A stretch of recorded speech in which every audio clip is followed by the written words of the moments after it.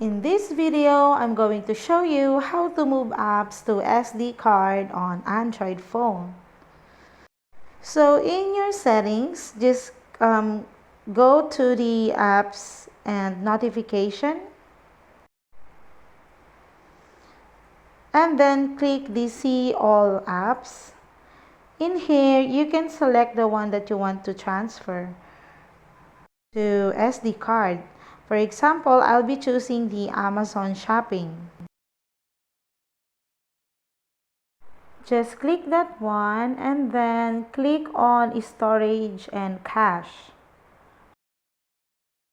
In here, you will see the option change. Just click that one and then change the storage location from internal storage to SD card.